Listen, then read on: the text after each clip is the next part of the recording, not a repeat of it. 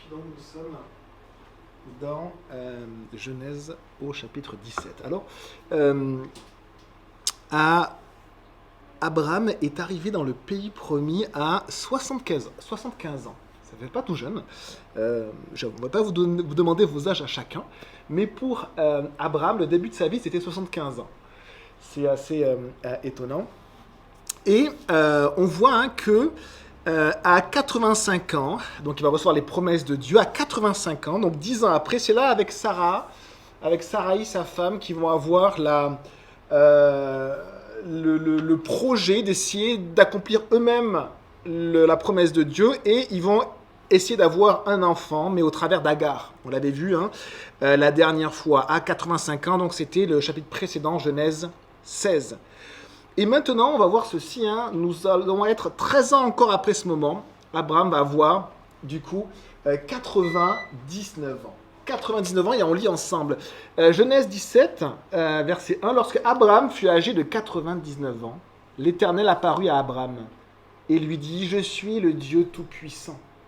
Marche devant moi et sois intègre. J'établirai mon alliance entre moi et toi, et je te multiplierai considérablement. » Ici, Dieu se révèle à nouveau à Abraham, et on a vu dans la vie d'Abraham que Dieu lui avait parlé à de nombreuses reprises, et s'était aussi révélé à lui, de manière différente.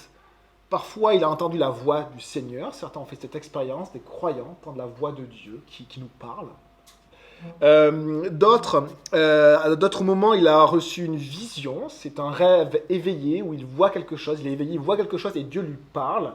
On l'avait vu dans Genèse 15. Et là, parfois, Dieu apparaît lui-même. Et il était déjà apparu à Abraham, et là, il apparaît à nouveau. C'est lui-même, c'est le Seigneur lui-même qui apparaît à Abraham. Et voici ce qu'il lui dit. Il lui dit « Je suis ». Il dit « Je suis ». Et quand Dieu dit « Je suis », ça veut dire qu'il ne va pas simplement, comme d'autres fois, lui annoncer quelque chose, lui dire quelque chose pour sa vie, lui dire quelque chose pour ce qui va se produire, ou une promesse.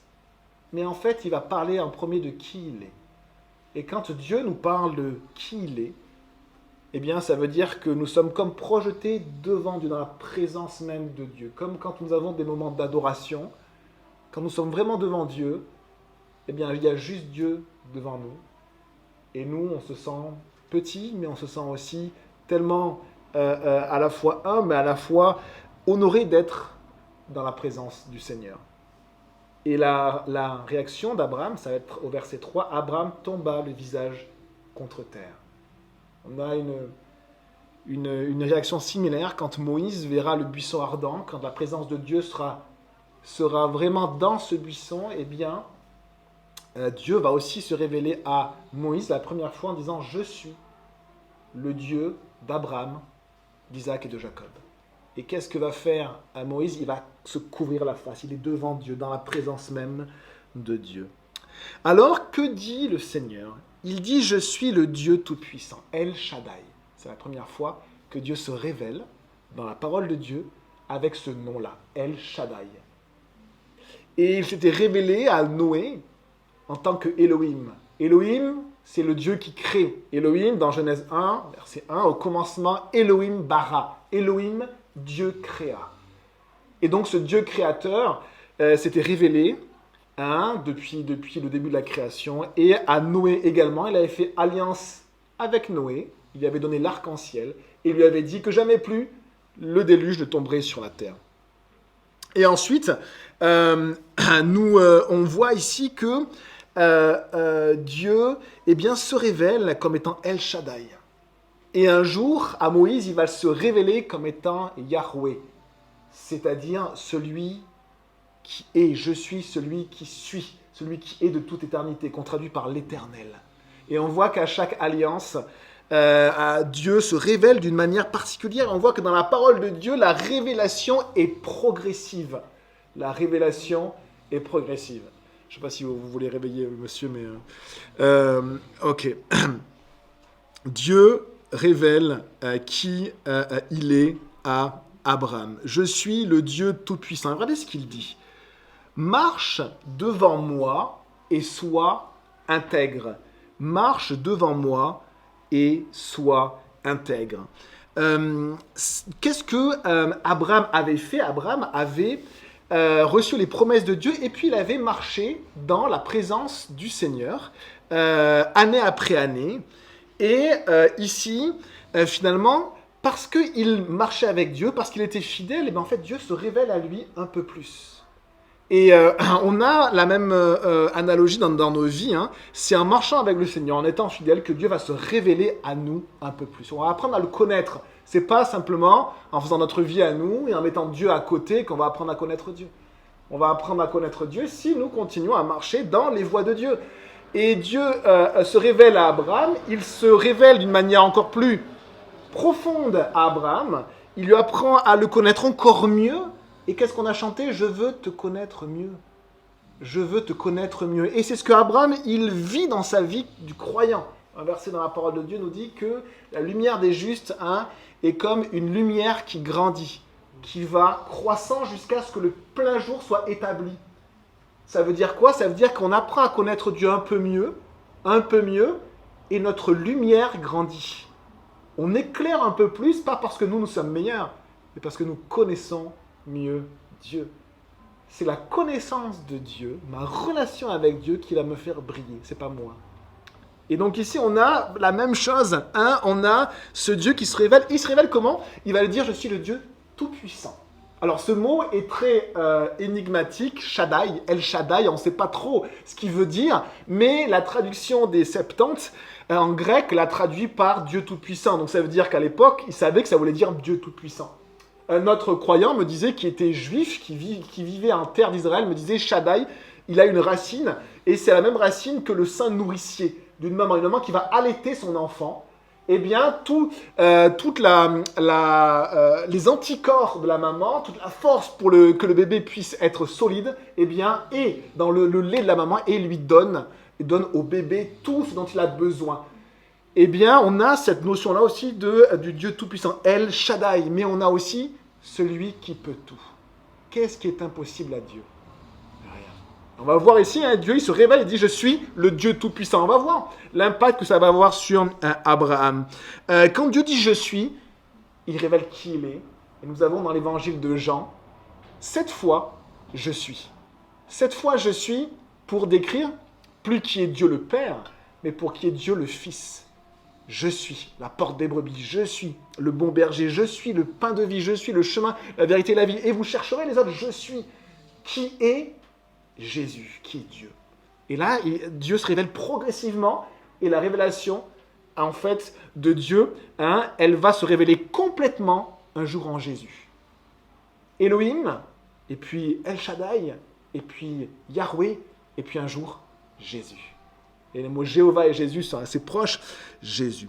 Marche, que dit Dieu maintenant? Il dit, marche devant moi et sois intègre. Qu'est-ce que ça veut dire? Il se révèle à Abraham, il lui révèle qui il est. Abraham apprend à connaître Dieu un peu plus. Et là, qu'est-ce que lui dit Dieu? Il lui dit, mais en fait, marche devant moi. Continue à marcher. Persévère. Continue à marcher devant moi et sois intègre. Marche devant moi, c'est cette persévérance du croyant sur le chemin. Et c'est cette persévérance que le Seigneur nous demande à chacun. Marche devant moi et sois intègre. La caractéristique du chemin de Dieu, c'est une caractéristique d'intégrité. Mon pasteur Steve, quand il a implanté l'église, c'était mon pasteur, et il m'a souvent dit ceci, il m'a dit, la première chose que l'ennemi va essayer de te prendre, c'est ton intégrité. La première chose que l'ennemi va essayer de te prendre. L'intégrité. Et l'intégrité, c'est à la fois le fait de marcher, de mettre le péché de côté dans notre vie, de ne pas faire de compromis avec le péché, mais c'est aussi, le mot, c'est tamim en hébreu, et ça veut dire être complet, être entier. Ça veut dire en fait que ici on a Dieu qui dit à Abraham, sois entier, continue à être entier, continue à être complet. Et on sait que Dieu ne désire pas simplement une partie de nos vies, mais il désire notre cœur entier. Et c'est quand nous sommes entiers envers Dieu que nous grandissons. Quand nous sommes partagés, quand c'est un peu Dieu, un peu nous, un peu moi, un peu l'Église, un peu la Bible, un peu, eh bien nous ne grandissons pas. et nous n'apprenons pas à connaître Dieu encore plus. Et donc Dieu lui dit, mais continue ta vie de foi et sois entier devant moi. Verset 2, j'établirai mon alliance entre moi et toi, et je te multiplierai considérablement. Dieu va maintenant faire une alliance avec Abraham. Mais on pourrait se dire, mais il a déjà fait une alliance avec Abraham. On a déjà vu ce mot-là dans la vie d'Abraham. Dieu, il avait d'ailleurs, dans Genèse 15, dans la fameuse histoire des animaux partagés, mais Dieu, en fait, était passé au travers des animaux, et on avait lu Genèse 15, verset 18, « Ce jour-là, l'Éternel fit alliance avec Abraham, en disant, c'est à ta descendance que je donnerai ce pays, celui qui va du fleuve d'Égypte au fleuve de l'Euphrate. » Donc, le mot de l'alliance, on l'avait déjà vu. Dieu avait aussi fait alliance avec Noé, en disant, « Jamais plus j'enverrai de déluge. » Mais ici, c'est une alliance un peu unique dans l'histoire de l'humanité. Parce qu'ici, ce n'est pas simplement Dieu qui va s'engager à faire quelque chose, comme il a fait précédemment, mais c'est Dieu qui va à la fois proposer une alliance d'un engagement réciproque. Un engagement réciproque, c'est-à-dire qu'il va proposer un lien perpétuel avec Abraham et sa descendance, mais il n'y a pas que Dieu qui va s'engager à faire quelque chose. Abraham va devoir aussi s'engager dans cette alliance-là. Et c'est ce qu'on appelle la première alliance ou l'ancienne alliance. Et l'ancienne alliance annonce qu'un jour, il va y avoir une nouvelle alliance, une deuxième alliance. Et nous sommes au niveau de la nouvelle alliance. Alors, on va rentrer ensemble dans cette alliance que Dieu va proposer à Abraham. Alors, cette alliance, elle se décompose de la même manière que se faisaient les alliances dans le Moyen-Orient ancien. C'est-à-dire que vous aviez un seigneur, quelqu'un qui était plus puissant, et qui proposait une alliance envers une personne qui était moins puissante. Et c'était la personne la plus puissante qui proposait les termes du contrat de l'alliance, une alliance réciproque. Et il proposait, et si la personne voulait, eh bien, le seigneur s'engageait à faire quelque chose, mais il fallait en retour que la personne qui rentrait dans l'alliance aussi puisse accomplir les termes qui lui correspondaient à lui. Et donc on va voir ceci dans Genèse 17, au verset 1 et 2, Dieu dit, donc là je vous annonce le plan de cette alliance, au verset 1 et 2 il dit « J'établirai mon alliance entre moi et toi ». On a la réaction d'Abraham qui tombe le visage contre terre. Ensuite, des versets 4 à 8, on a l'engagement de Dieu envers Abraham. C'est-à-dire, c'est les termes de l'alliance que Dieu va acquitter envers Abraham. Puis, versets 9 et 14, on a l'engagement d'Abraham envers Dieu, les termes de l'alliance que Abraham va acquitter envers Dieu. Et ensuite, on va voir les termes également de l'alliance envers Sarah, l'engagement de Dieu envers Sarah. On va voir la réaction d'Abraham à nouveau. Et ce texte d'alliance va finir avec le verset 21 où Dieu annonce qu'il établira son alliance avec également son fils Isaac. Et donc on a une structure, un texte qui est très typique des Hébreux, où on rentre de plus en plus dans le texte, puis on en ressort de plus en plus. Et le centre de ce texte d'alliance, comme un contrat, eh bien, ça sera des versets 9 à 14, on le verra. C'est ce que Dieu demandera à Abraham de faire. On le verra. Alors on rentre un petit peu dans cette alliance ensemble. Déjà, la réaction, c'est que, verset 3, Abraham tomba le visage contre terre. Et Dieu lui dit, verset 4, « Voici quelle est mon alliance avec toi. Tu deviendras le père d'un grand nombre de nations.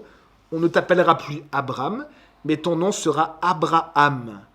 Car je te rends père d'un grand nombre de nations. Je te ferai proliférer, je ferai de toi des nations et des rois seront issus de toi. » Ici, on a l'engagement que Dieu prend au sujet de ce qu'il va faire. C'est les termes de l'alliance, mais c'est la partie de Dieu. Et après, on verra la partie d'Abraham. Eh bien, qu'est-ce que Dieu s'engage à faire? Eh bien, il s'engage à faire devenir Abraham, par sa descendance, de grandes nations, de nombreuses nations. Et également, on verra par la suite, avec des rois vont sortir de lui. Et en même temps, regardez ce qu'il fait, il change le nom d'Abraham.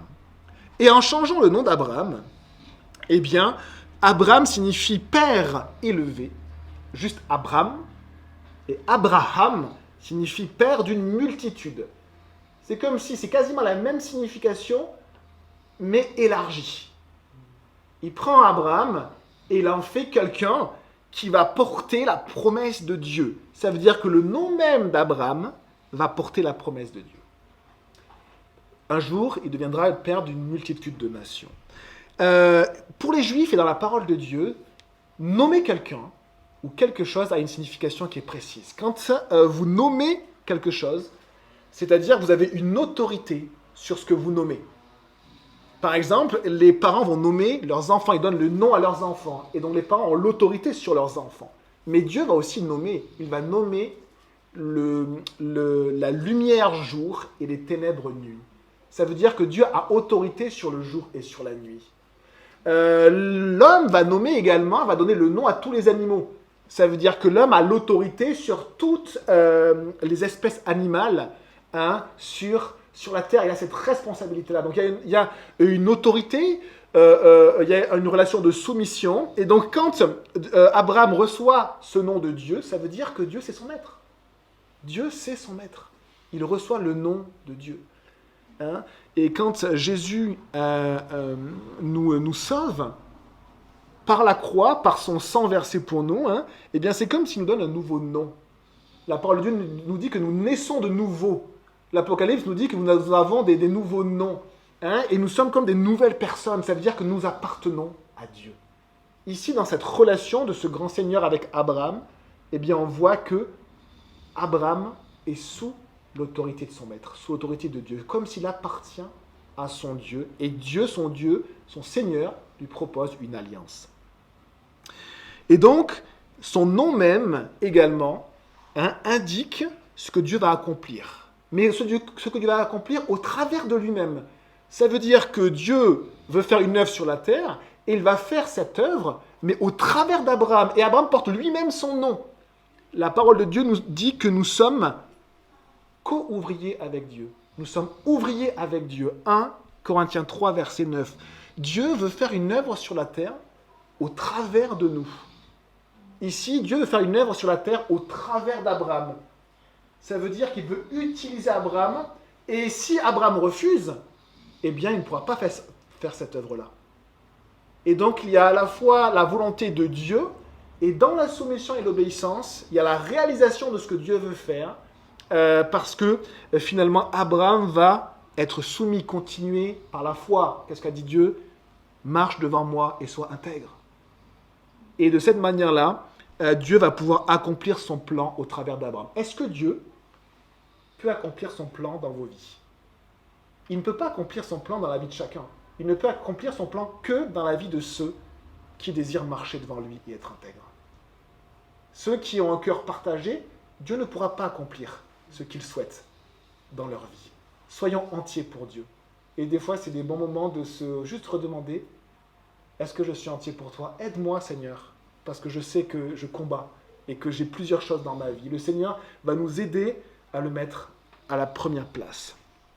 Alors voici cette alliance que Dieu fait avec Abraham, et voici la partie de Dieu. Maintenant qu'on a vu la partie de Dieu, eh bien, on continue au verset 7, la partie de Dieu qui n'est pas finie. « J'établirai mon alliance entre moi et toi, ainsi que tes descendants après toi, au fil des générations. Ce sera une alliance perpétuelle, en vertu de laquelle je serai ton Dieu et celui de ta descendance après toi. Je te donnerai, à toi et à tes descendants après toi, le pays où tu séjournes en étranger, tout le pays de Canaan. Il sera leur propriété pour toujours, et je serai leur Dieu. » Et voici la fin de l'engagement de Dieu, la partie de Dieu dans cette alliance. Et on voit, qu'est-ce qu'on voit dans les caractéristiques de cette alliance, que l'alliance que Dieu propose à Abraham. On voit quoi ? On voit que l'alliance est faite avec Abraham et ses descendants. C'est pas juste Abraham. Ça le concerne lui et ses enfants, et les enfants de ses enfants, et les enfants des enfants de ses enfants. Et Dieu va préciser les choses, en fait, ça sera la lignée d'Isaac que Dieu aura choisie, pas la lignée d'Ismaël, même si Dieu va le bénir abondamment. Ce sera la lignée d'Isaac et de tous ses descendants. Deuxième chose, on voit que c'est une alliance perpétuelle, qui n'a pas de fin. Dieu propose quelque chose qui n'a pas de fin. En fait, Dieu propose quelque chose qui a son caractère. Il est l'Éternel. Et il propose une alliance, une relation perpétuelle. Est-ce que Dieu ne fait pas la même chose avec nous? Quand Dieu nous sauve, il ne dit pas « je vais juste te donner un peu de joie ». Il nous dit « je veux te donner ma vie éternelle ». Une alliance perpétuelle qui passe au travers de la mort, qui continue même après, qui a les caractéristiques même de Dieu. Deuxième chose, une alliance perpétuelle. Et troisième chose, on voit une alliance qui concerne aussi une terre, une propriété. Et une propriété qui est dit comme ceci, il sera leur propriété pour toujours. C'est-à-dire la terre de Canaan, d'Israël, c'est une propriété perpétuelle que Dieu va donner à son peuple. C'est-à-dire aux descendants d'Abraham, d'Isaac et de Jacob. Perpétuelle. Et on sait qu'en 1947, je crois que c'est 47, le peuple juif est revenu après quasiment 2000 ans sur sa terre. Et ça a été miraculeux qu'ils puissent, entourés de peuples arabes qui détestaient l'idée qu'il y ait des juifs au milieu d'eux, et ils les ont combattus. Un petit peuple comme ça a réussi finalement à retrouver ses terres. Pourquoi? Parce que Dieu en fait a fait une alliance il y a 4000 ans de cela, mais une alliance perpétuelle. Humainement, c'est absolument impossible que l'on pense à un petit peuple qui retrouve sa terre 2000 ans après. Mais pour Dieu, oui. Et on a ceci. Et donc, l'alliance concerne une terre et une propriété perpétuelle, troisièmement. Et quatrièmement, regardez ce qu'il dit, je finis en disant « Il sera leur propriété pour toujours, et je serai leur Dieu. » Et je serai leur Dieu. Cette alliance concerne l'obéissance. L'obéissance à Dieu. Et je serai leur Dieu. Finalement, il y a une seule manière de casser cette alliance. C'est de renier Dieu. C'est de dire, tu n'es plus notre Dieu. Et dans l'histoire du peuple, à un moment donné, Dieu va dire ceci à son peuple. Il va dire, vous m'avez trompé, comme une femme trompe son mari. Vous avez commis un adultère. C'est-à-dire, vous m'avez abandonné, vous m'avez bafoué. Pourquoi? Parce qu'ici, on a une alliance qui ne concerne pas juste des biens. Ce n'est pas Dieu qui dit, je vais te donner ceci. Je n'enverrai plus de déluge. C'est une alliance qui concerne les propres personnes. C'est-à-dire, c'est comme une alliance, un contrat qui ne concerne pas des biens, mais qui concerne les personnes. Elle concerne Dieu et elle concerne Abraham et sa descendance. Il y a un seul contrat dans notre société actuelle qui est similaire à ceci. Ce n'est pas un acte de vente, c'est aussi un contrat. Un acte de vente, c'est aussi une alliance, mais qui concerne un bien. Mais quelle est l'alliance qui concerne deux individus et qui les lie? Le mariage. Ici, c'est comme une alliance qui ressemble à ce mariage entre Dieu et son peuple. Et qui indique que Dieu aime son peuple et qui lui sera toujours fidèle. Mais est-ce que son peuple sera fidèle à Dieu? Et je serai leur Dieu, dit le Seigneur. Verset 9, on va maintenant passer à la partie d'Abraham. On a vu la partie de Dieu, c'est l'engagement de Dieu dans ce contrat. Et la deuxième partie du contrat, ça va être l'engagement d'Abraham. C'est cet engagement, cette alliance entre Dieu et Abraham. Voici les versets 9 et suivants et 14. Dieu dit à Abraham, « Quant à toi, tu garderas mon alliance, toi et tes descendants après toi au fil des générations. Voici quelle est mon alliance, celle que vous garderez entre moi et vous, ainsi que ta descendance après toi. Tout garçon parmi vous sera circoncis. Vous vous circoncirez, et ce sera un signe d'alliance entre moi et vous. À l'âge de 8 jours, tout garçon parmi vous sera circoncis, et ce, à chacune de vos générations, qu'il soit né chez toi, ou qu'il ait été acheté à un étranger en dehors de ta descendance. On devra circoncire celui qui est né chez toi, et celui que tu as acheté. Mon alliance sera inscrite dans votre chair, comme une alliance perpétuelle. Un homme incirconcis qui n'aura pas été circoncis dans son corps sera exclu de son peuple. Il aura violé mon alliance. » Alors ici, Dieu va établir une marque à son alliance. La marque de l'alliance, la première alliance avec Noé, c'était l'arc-en-ciel. La marque de la deuxième alliance avec Abraham sera la circoncision. La marque de l'alliance, la nouvelle alliance, ça sera le sang de Jésus-Christ. Et ici, cette marque-là, et ça sera aussi la marque de l'alliance, la nouvelle alliance, ça sera aussi le Saint-Esprit que Dieu va donner à ceux qui croient en lui. Alors ici, c'est une marque tout à fait étonnante, puisque on coupe dans l'intimité une partie de la peau du sexe des enfants mâles. Alors ce n'est pas une mutilation, ce n'est pas un membre que l'on coupe, ce n'est pas, par exemple, une main qu'on va couper. Ce n'est pas une oreille qu'on va trancher. Ce n'est pas aussi une mutilation comme faisaient les peuples avant, c'est-à-dire les peuples avant, ils se scarifiaient. Ils faisaient des cicatrices et comme ça on voyait les cicatrices. Ce n'est pas une cicatrice, c'est qu'on coupe, c'est-à-dire il y a un morceau de chair qui n'est pas forcément utile pour le corps humain. D'ailleurs, certains médecins disent que de manière même au niveau de l'hygiène, c'est presque mieux parfois pour des enfants qui ont des infections à ce niveau-là, au niveau de leur intimité, eh bien, ils doivent enlever le prépuce. Juste pour dire que ce n'est pas une mutilation. C'est une marque, effectivement, qui va être douloureuse, qui est totale, d'accord? Et c'est une marque qui est invisible. Dieu n'a pas demandé de couper, par exemple, le lobe de l'oreille, qui est aussi un morceau de peau, et qui serait visible. C'est une marque invisible. Autre chose, c'est une marque qui est perpétuelle. Ce n'est pas simplement une cicatrice que l'on peut, avec un petit peu de chirurgie, masquer. C'est une marque qui est perpétuelle, et c'est une marque, Dieu le dit, dans le chapitre 17, dans la chair, il dit « Voici, mon alliance sera inscrite dans votre chair. » Ils sont marqués physiquement. Il y a un avant et un après. Celui qui est circoncis, son corps sera différent à jamais. Et c'est une marque dans l'intimité de la personne. Dieu aurait pu choisir, comme je vous ai dit, le lobe de l'oreille. Ce n'est pas l'intimité de la personne et c'est visible. Et pourtant là, c'est vraiment quelque chose qu'on ne montre à personne. C'est vraiment le centre de l'être qu'on ne montre à personne. Et c'est à ce niveau-là que Dieu va mettre une marque. Une marque où la personne, elle perd quelque chose à tout jamais. Elle ne pourra jamais le retrouver. Eh bien, cette marque-là annonce une autre marque pour la nouvelle alliance. C'est très étonnant de faire le parallèle. Dans cette nouvelle alliance dans laquelle nous sommes, qui est scellée par le sang de Jésus-Christ, eh bien, nous avons aussi une marque sur nous qui va être invisible. Pourquoi ? Parce que par le sang de Jésus-Christ, nous allons recevoir l'Esprit de Dieu. L'Esprit de Dieu, qui est la marque de la nouvelle alliance, est invisible. Vous ne pouvez pas savoir si une personne a le Saint-Esprit ou pas. Vous ne pouvez pas le savoir. Et une deuxième chose, c'est que c'est une marque aussi dans notre intimité.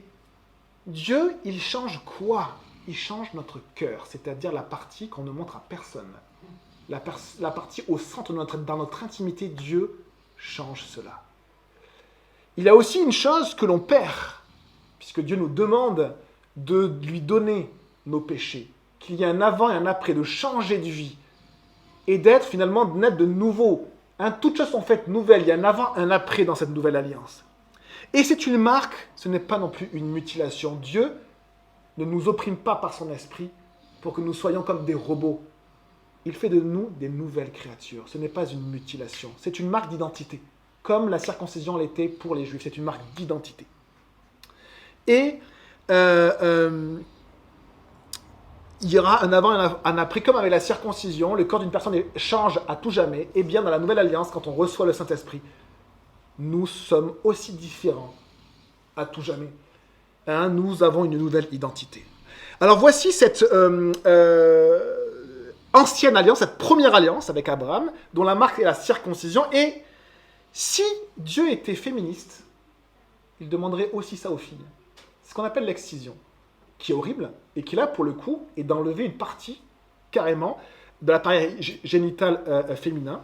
Et là, ce n'est pas du tout un bout de peau. C'est carrément enlever un organe. Et ça, c'est de la mutilation. Et Dieu n'a jamais demandé ça. En fait, les femmes, dans la première alliance, rentrent dans l'alliance par les hommes. On va le voir après. Sarah va avoir l'alliance, et la même alliance, par Abraham. Il y a une forme de soumission, et j'espère que cette soumission vous fait plaisir, sinon après il y a l'excision. Il y a une forme de soumission, mais il y a aussi une égalité. Il y a aussi une égalité. C'est très étonnant, on va le voir après. C'est-à-dire que dans la parole de Dieu, le rôle des femmes et des hommes est différent. Il y a une soumission dans laquelle on lutte, à la France insoumise, on est insoumis, nous. On lutte. Et finalement, Dieu nous dit, oui, mais l'un n'est pas supérieur à l'autre.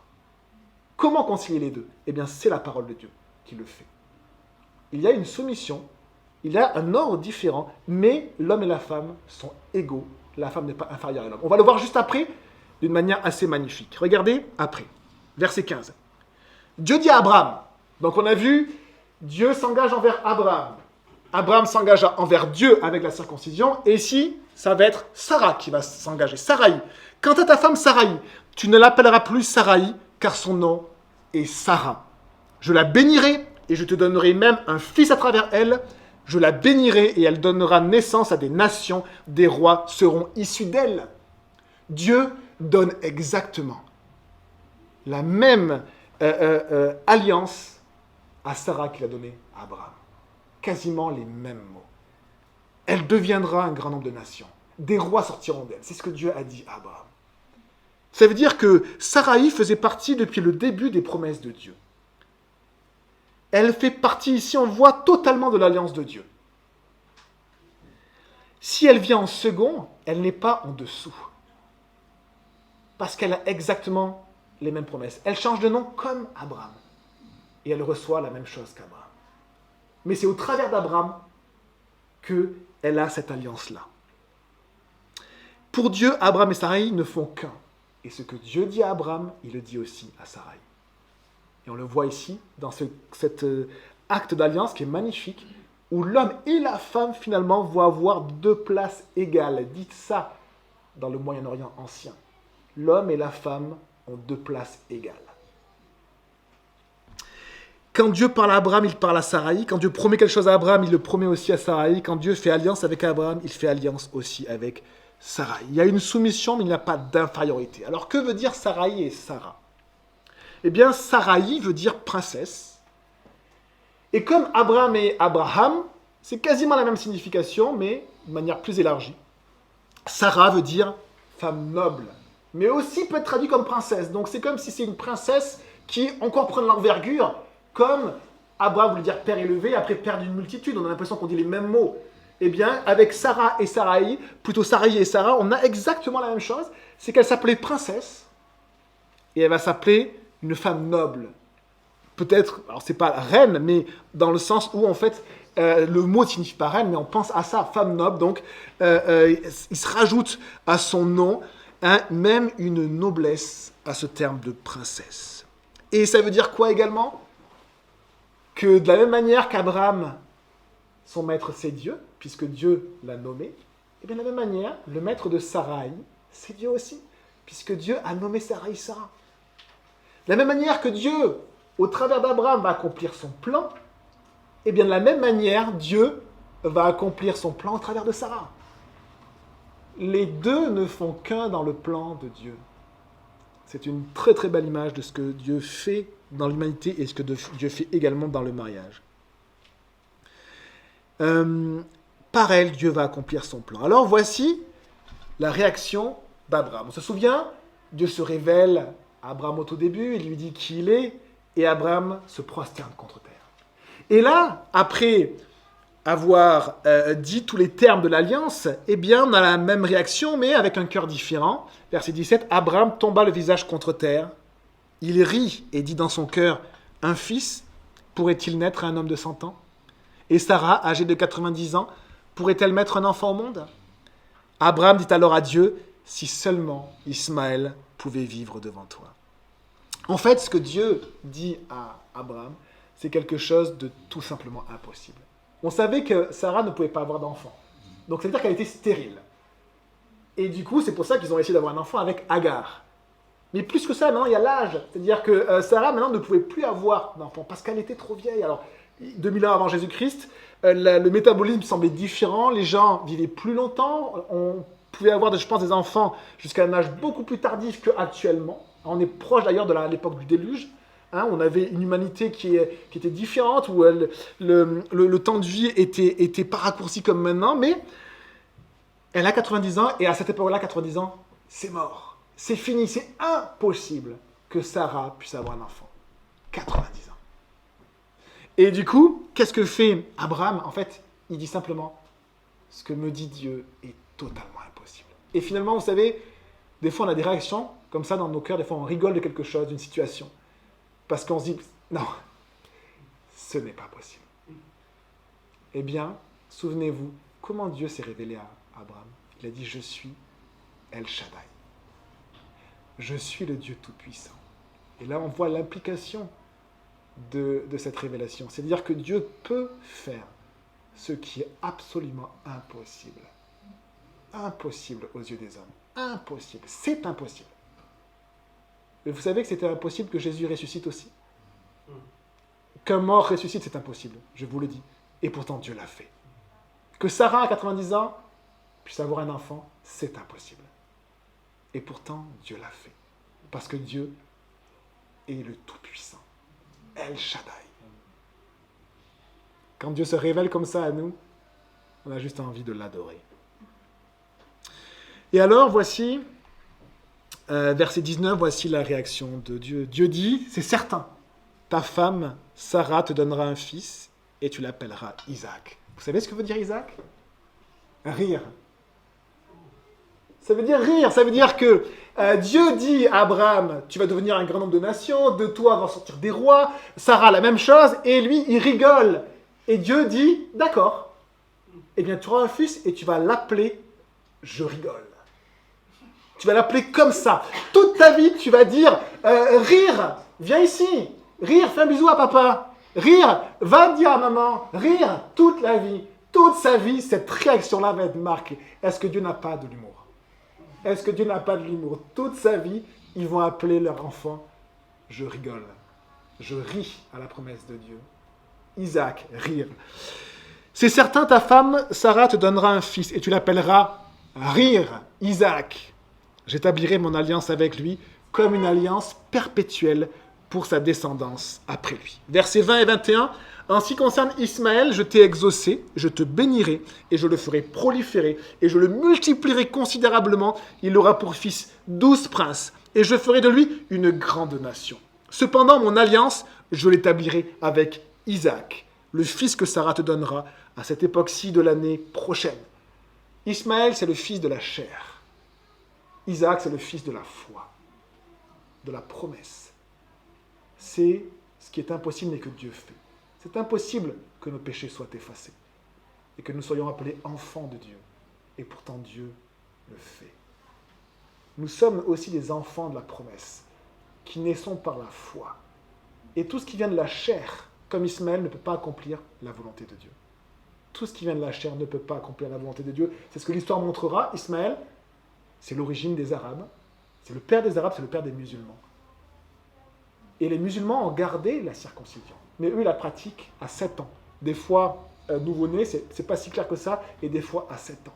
Parce que, on va le voir, Ismaël a été circoncis quand il était grand, à 13 ans. Les Édomites, les fils d'Édom, également se revendiquent d'Abraham. Les Juifs se revendiquent d'Abraham. Les Arabes et les musulmans se revendiquent d'Abraham. Abraham a vraiment été, aujourd'hui, un père de nations nombreuses. Comme Dieu l'avait dit, et des rois sont sortis de lui et de Sarah. Comme il avait dit, ce que Dieu dit, il accomplit. Parce que Dieu est le Dieu tout-puissant, qui ne ment pas. Ce qu'il dit, ce que sa bouche dit, sa main l'accomplit. Verset 22, lorsqu'il eut fini de lui parler, Dieu s'éleva au-dessus d'Abraham. Abraham prit son fils Ismaël, ainsi que tous ceux qui étaient nés chez lui et tous ceux qui l'avaient acheté, tous les hommes parmi les membres de son foyer, et il est circoncis le jour même, conformément à l'ordre que Dieu lui avait donné. Abraham était âgé de 99 ans lorsqu'il fut circoncis. Quant à son fils Ismaël, il était âgé de 13 ans lorsqu'il fut circoncis. Le jour même, Abraham fut circoncis, ainsi que son fils Ismaël, et tous les membres de son foyer, qu'ils soient nés chez lui ou étaient achetés à des étrangers, ils furent circoncis avec lui. Qu'est-ce que fait Abraham après ce moment où Dieu lui a révélé son alliance et sa parole? Très simplement, il obéit. Il y a un verset qui nous dit que la parole de Dieu est comme un miroir. Que nous regardons ce miroir, que nous nous voyons dans ce miroir, que nous repartons et que nous oublions. Abraham, il reçoit la parole de Dieu. Et la réaction d'après, c'est qu'il l'obéit. Et pour obéir, il y a une notion de souffrance. Il y a une chair qui est coupée. Il y a une notion de souffrance de se donner entièrement à Dieu. Est-ce que c'est la même réaction que nous avons quand nous écoutons la parole de Dieu, quand Dieu nous parle par sa parole, pas par ma bouche, mais par la parole de Dieu? Est-ce que nous obéissons? Ici, Abraham a obéi. Il a écouté Dieu. Il a réalisé vraiment que c'était la parole de Dieu. Et la seule chose qu'il a faite, c'est qu'il a obéi en tout point à Dieu. Parce qu'il voulait marcher devant Dieu et être intègre. Pourquoi? Pour voir les promesses de Dieu se réaliser et même au travers de lui. Est-ce que vous voulez voir l'œuvre de Dieu se réaliser dans vos vies et au travers de vous? Marchez devant Dieu, soyez intègres, obéissez à sa parole. Que le Seigneur vous bénisse, je prie. Seigneur, merci mon Dieu pour ton nom. Je te dis merci parce que ta parole nous dépasse. Elle dépasse la parole d'un pasteur, elle dépasse la parole de quiconque peut la dire parce qu'elle vient de toi. Saint-Esprit, merci parce que tu nous donnes les desseins de Dieu, les plans de Dieu, ce qui vient du ciel, et tu nous le révèles par ta puissance, par ton action. Merci Saint-Esprit. Seigneur Jésus, que tu puisses être le centre de nos vies. Pardonne-nous pour nos péchés, aide-nous, Seigneur, simplement à réaliser que tu n'es pas un Dieu qui juge, mais tu es un Dieu qui sauve. Alors on veut, Seigneur, te demander pardon pour nos péchés. Si nous ne sommes pas sauvés, nous voulons te demander de te donner notre vie entière, d'être pardonnés par le sang de Christ. Si nous sommes sauvés, nous voulons mettre nos vies au clair avec toi, être entiers pour toi, marcher devant toi, être intègre et obéir à ta voix, Seigneur, pour voir l'œuvre de Dieu dans nos vies, Seigneur, pour que ton nom, Seigneur, soit glorifié au travers de nous, au travers de ta parole, au travers de Jésus-Christ, que ton nom soit béni. Amen.